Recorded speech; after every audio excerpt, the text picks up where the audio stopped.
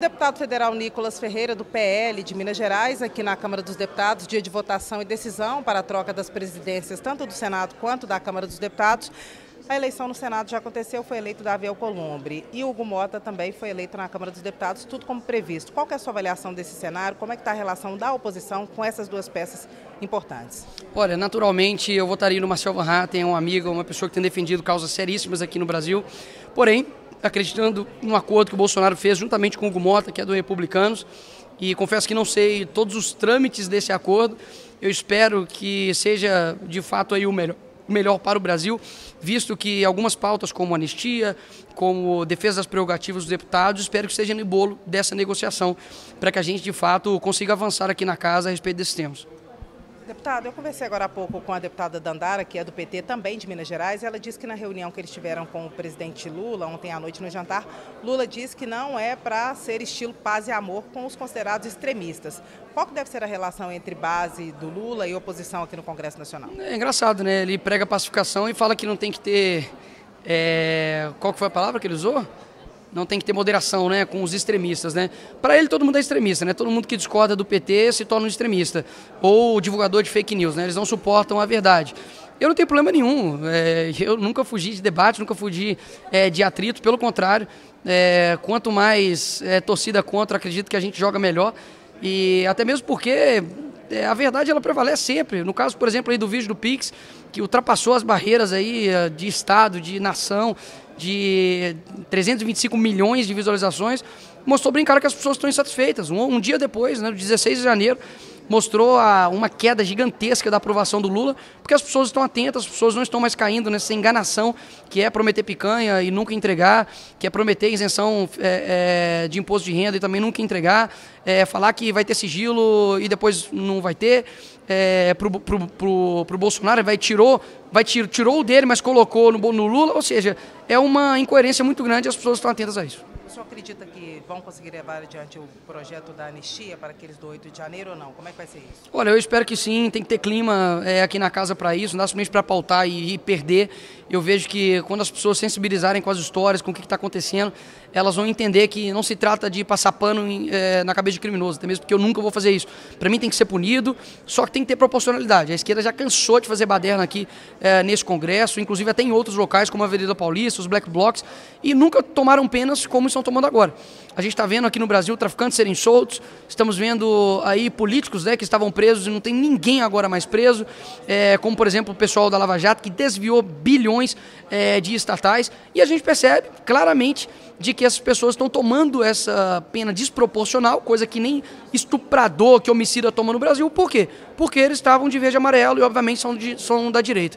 É lamentável a atitude de todos eles, um dia triste para o Brasil de 8 de janeiro, mas que a justiça seja feita no caso de cada um deles. O senhor falou do vídeo do Pix, logo depois o deputado federal mineiro Eros Biondini apresentou uma proposta de emenda à Constituição que reduz a idade mínima para disputar a presidência da República, colocaria o senhor em condições de disputar em 2026, por exemplo. O senhor acha que essa PEC vai pegar ou não vai pegar? E se pegasse, o senhor teria disposição de disputar já nessa próxima eleição ou não? Não disputa a presidência da República.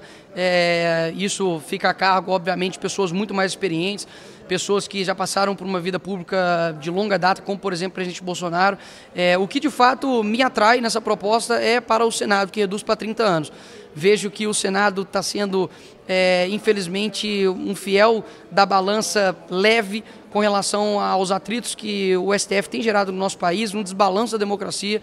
O ministro Alexandre de Moraes tem cometido crimes, não somente reconhecidos nacionalmente, mas internacionalmente, e a gente sabe que o Senado é o competente para poder julgar um ministro do STF em caso, por exemplo, de impeachment. Então seria, para mim, um prazer gigantesco poder trabalhar aqui dentro para pautar e para poder votar o impeachment do ministro Alexandre de Moraes. Para mim seria uma satisfação muito além pessoal, seria uma satisfação da população brasileira representada na minha pessoa e da oposição aqui nessa casa. O senhor acha que essa PEC vai ter assinaturas suficientes para ser apresentada e depois vai ter votos aqui no Senado, já que a casa é só de políticos mais velhos, normalmente? Não, essa proposta não foi apresentada não somente pelo Eros Biondini, já foi apresentada há muito tempo atrás por outros parlamentares, inclusive de esquerda.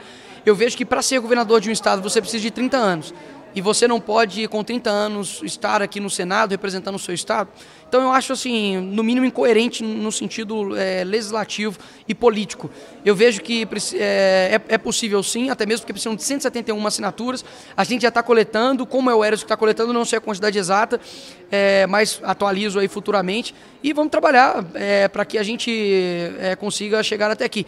E não somente pensando em mim, mas tem outros também no Brasil todo que têm 30 anos e que, se possível, podem também concorrer ao Senado. Deputado, depois que trocou a Secretaria de Comunicação do governo, saiu Paulo Pimenta e entrou Sidônio Palmeira, algumas movimentações já aconteceram, como, por exemplo, deixar as redes sociais do governo e do Lula mais descoladas, e hoje os ministros do presidente Lula chegaram aqui ao Congresso Nacional com um boné escrito "O Brasil é dos brasileiros", a exemplo da clássica frase de Donald Trump, "Make America Great Again", que significa, né, faça a América grande novamente. E o senhor acha o que dessa história, de estratégias similares às da direita? Olha, eu dei um seja bem-vindo ao Sidônio. No dia que ele assumiu, estava aí com o meu vídeo de mais de 325 milhões de visualizações. Passei, inclusive, o Lula no Instagram de quantidade de seguidores. Não é de seguidor por seguidor, não estou aqui me exaltando, mas mostrando que a população brasileira segue mais um deputado federal do que o presidente da República do seu país. Isso é, no mínimo, um sinal.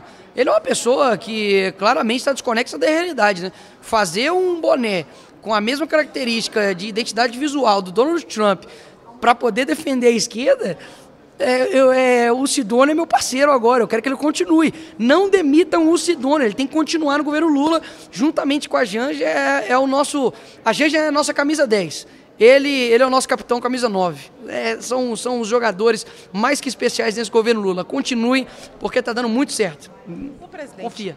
O presidente Lula falou que o senador Rodrigo Pacheco, disse isso claramente numa entrevista coletiva essa semana, é o candidato dele ao governo de Minas em 2026.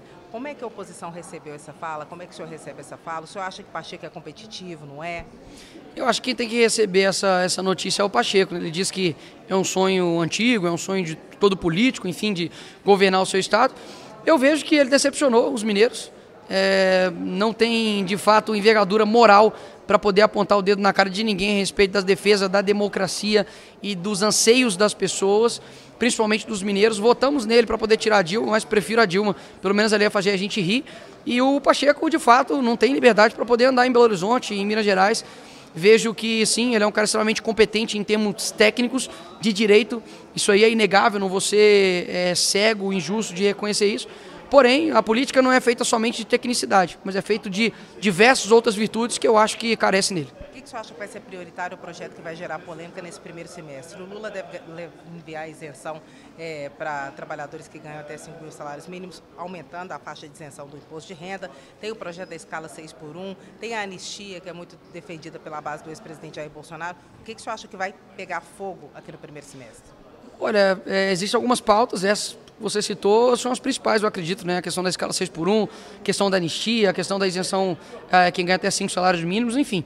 São pautas que eu acredito que a gente tem que pensar aí no Brasil, não tem que pensar o que vai ser bom para os deputados, o que vai ser bom para essa casa, não. A gente tem que pensar no que é bom para o Brasil e, infelizmente, a palavra que eu menos escuto aqui nessa casa aqui é Brasil.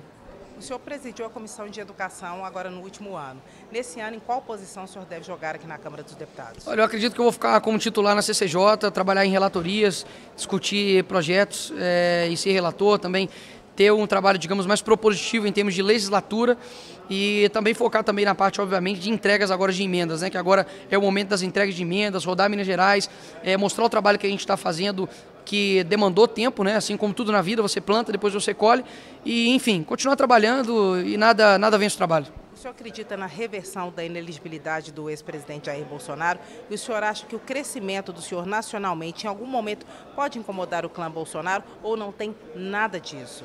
Olha, com relação à elegibilidade do Bolsonaro, acredito que é possível. O Bolsonaro não está podendo ser elegível por quê?